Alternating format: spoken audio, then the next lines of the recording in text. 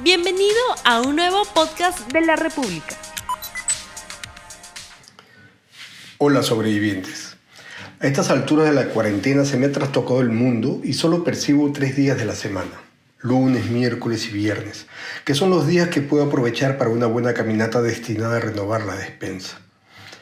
Pero me preocupa leer en las redes sociales todo ese rollo que le da a esta pandemia la categoría de señal del fin del mundo. De ese temido juicio final que forma parte del discurso religioso, de ese apocalipsis que marca el uso del miedo colectivo como estrategia de poder y dominación. Lo cierto es que el fin del mundo siempre existió y se ha repetido en muchas etapas de nuestra historia. Ayer, por ejemplo, sentí que estaba transitando por el apocalipsis cuando comprobé esa enorme soledad que gobierna las calles y avenidas de mi ciudad. Pocos transeúntes, el esporádico paso de automóviles, la ausencia del hollín que expulsan los carros y contamina mis pulmones. Solo volví a la realidad cuando pasó un camioncito petrolero y pude percibir, después de casi un mes, el monóxido de carbono que inundaba mis pulmones y ese olor a aceite quemado que soltaba su tubo de escape. Fue una manera de volver a la normalidad, a esa horrible normalidad que forma parte de nuestra vida cotidiana. En mis casi 60 años de vida no recuerdo haber visto tanta soledad ni tanto silencio en las calles de mi contaminada ciudad. Una soledad que sobresale porque en los últimos años las calles de Lima se llenaron de autos. Antes solo se podían ver 4 o 5 marcas de coches. El parque automotor era mucho menor y no teníamos que soportar este horroroso tráfico citadino. Ayer, en cambio, el paisaje era propio del fin del mundo. Es cierto que nos tocó vivir otros toques de queda, pero eran diferentes. Nosotros, los de entonces, no soportábamos este enorme y variado parque automotor que circula por Lima. Apenas abundaban las marcas Volkswagen, Toyota, Datsun y otras marcas. Muchos de esos autos incluso eran ensamblados acá y contaminaban, pero eran tan pocos que no se sentía esa contaminación que ahora ahoga Lima. Otra señal del fin del mundo es respirar aire limpio, sin hollín, y no tener que soportar las bocinas ni el ruido de los miles de vehículos que contaminan la ciudad, y que incluye a estos que le llaman mal llamado transporte público, que son las mototaxis.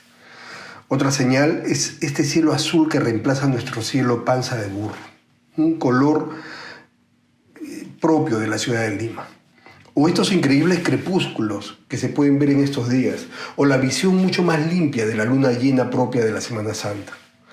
Este rollo del fin del mundo que leo en las redes sociales ya se ha vivido en otras etapas de nuestra historia. Recuerdo el año 1999, cuando se acercaba el nuevo siglo y el nuevo milenio, y se escuchaban muchos vaticinios relacionados con el fin del mundo. Ese año, el 99, hubo un terremoto en Turquía que dejó casi 20.000 muertos. Y yo me preguntaba cuántas de aquellas víctimas fatales murieron convencidos que se trataba efectivamente del fin del mundo, mientras quedaban sepultados bajo los escombros de sus viviendas y centros de trabajo. Para ellos se cumplió el vaticinio. Para las millones de personas que murieron durante la ofensiva genocida de los nazis en la Segunda Guerra Mundial, también se hicieron realidad todos los vaticinios del fin del mundo. Pero la humanidad, siguió viviendo.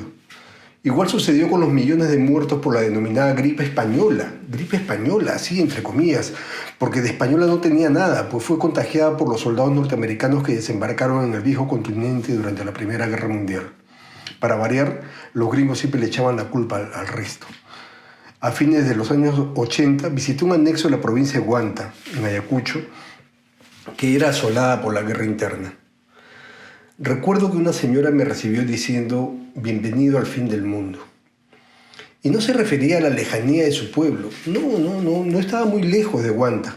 Ella me dijo que estaban viviendo el juicio final, pues cada vez que pasaban los terrucos o los soldados, tenían que escapar de sus casas para refugiarse en unas cavernas vecinas, huyendo de ambos bandos en guerra. Esa situación provocó que ellas y sus menores hijos se enfermaran de anemia, de tuberculosis. Algunos niños hasta murieron de frío. Y fue entonces cuando comprobé que, efectivamente, ellas estaban sufriendo el fin del mundo. En nuestra historia abunda el fin del mundo. Pienso en la epidemia de viruela o sarampión que mató al Inca Huayna Cápac, era la muerte de un dios. Y fue años antes de la llegada de los conquistadores cristianos. Fue un mal vaticinio que se hizo realidad años después con la captura y muerte de Atahualpa, que significó el fin del mundo para el Tahuantinsuyo. Pienso en las sucesivas catástrofes, epidemias y atropellos que mataron a millones de indígenas durante el virreinato. Para ellos también fue un fin del mundo. O aquellos cataclismos como el de 1746, cuando un terremoto grado 9 seguido por un maremoto borró el mapa al Callao y derrumbó toda la ciudad de Lima. Sus miles de víctimas habrán muerto creyendo que se trataba de una señal del juicio final. Años después, la rebelión de Túpac Amaru II y la posterior rebelión de Túpac Katari en el Alto Perú significó el fin del mundo para los españoles y criollos que se habían asentado en la meseta del Collao. Ni qué decir del proceso de la independencia. Esas decenas de familias que se refugiaron en el Real Felipe del Callao estaban convencidas que los libertadores eran los jinetes del apocalipsis y optaron por morir de hambre, e incluso se dice que hasta recurrieron al canibalismo antes de abandonar su refugio y entregarse a esos demonios libertadores. Algo similar sucedió durante la guerra con Chile. Imagínense nuestra Costa Verde, ese refugio popular para el relajo y la diversión en la playa. Ahora imagínense ese mismo escenario, pero con la flota de buques de guerra chilenos anclado a pocos metros de la orilla y bombardeando a las tropas peruanas que resistían en el Morro Solar. O el posterior incendio y saqueo de Chorrillos, o la destrucción de toda la infraestructura industrial y agropecuaria peruana. Eso fue un verdadero fin del mundo para muchos peruanos. Igual sobrevivimos. Mi madre me contó cómo los sobrevivientes del terremoto que asoló Lima en 1940 rezaban de rodillas en la calle creyendo que se trataba del juicio final. El relato era similar a los recuerdos de mi padre ante el pavoroso escenario tras el terremoto que destruyó Cusco en 1950.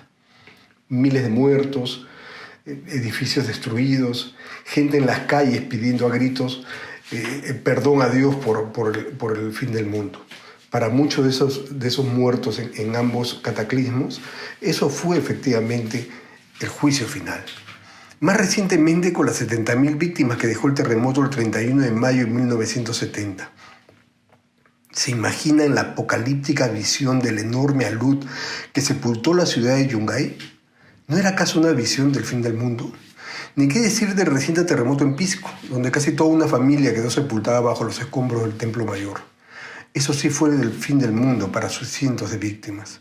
O el dantesco espectáculo de los ríos desbordados e inundando los campos de cultivo y poblados enteros. Es un fin del mundo al que nos tiene acostumbrado el fenómeno del Niño. Ahora, si nos toca sobrevivir esta pandemia, yo solo espero que sí sea el fin del mundo, pero de este mundo desigual, contaminante, corrupto e inseguro que nos ha tocado vivir en las últimas décadas. Yo espero que sea el fin del mundo para todo ese sistema basado en la mano invisible del mercado, en esa supuesta ley de la oferta y la demanda que solo se aplica en la fiebrada mente de algunos tecnócratas, pues no funciona ni en los países más capitalistas del mundo. Que sea el fin del abandono a los sectores de educación, de la ciencia, de la salud, que sea el fin al pésimo sistema de transporte público, que sea el fin de un Estado ineficiente, porque si ahora tenemos que soportar este encierro y toda esta emergencia, no es solo por temor a ser infectados, es por sobre todas las cosas a que no tenemos una infraestructura sanitaria para enfrentar esta pandemia. Sin embargo, vemos entidades como de salud y los propios hospitales del MINSA, donde el aumento de burócratas es inversamente proporcional al servicio de salud que deberían prestar. Yo espero que también sea el fondo para el uso y abuso del fondo privado de pensiones. Yo no sé qué espera el presidente Vizcarra para promulgar el proyecto aprobado por el Congreso de la República. Que no le tiemble la mano, pues ese dinero nos servirá a muchos trabajadores que hemos sido notificados de recorte de nuestros sueldos.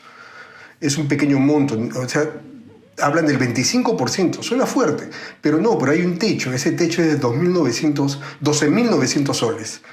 No van a quebrar las AFP cuando retiremos esos montos. Lo peor es que mientras Vizcarra la hace larga con la promulgación, los accionistas de las AFP se acaban de repartir millones de soles sin utilidades. Por eso yo confío en que en esta traumática experiencia global no será el fin del mundo, sino el inicio de un nuevo mundo. Y la verdad, yo no quiero volver a la normalidad. Nos hemos acostumbrado a una horrorosa normalidad y esta crisis es una oportunidad para darle su juicio final. Gracias. Hasta luego. No olvides suscribirte para que sigas escuchando más episodios de este podcast.